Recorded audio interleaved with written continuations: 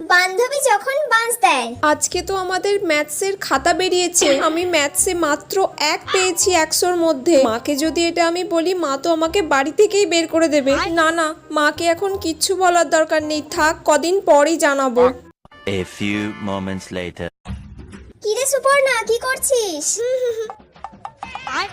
আবার এখন কেন এসেছে? আরে রিমা যে। কাকিমা ভালো আছেন তো? এসো রিমা, বসো বসো বসো। তুই বস না, বস, তোর সাথে আমার কথা আছে। হ্যাঁ বসছি। আসলে আজকে তো ম্যাথসের খাতা বেরিয়েছে। যেটার ভয় পাচ্ছিলাম ঠিক সেটাই হলো। কাকিমার সঙ্গে তো আমার দুদিন আগে দেখা হয়েছিল। কাকিমা তখন আমাকে জিজ্ঞাসা করছিল, কাকিমা জানেন তো আমাদের ম্যাথসের খাতা বেরিয়েছে, আর আমি 98 পেয়েছি। খাতা বেরিয়েছে?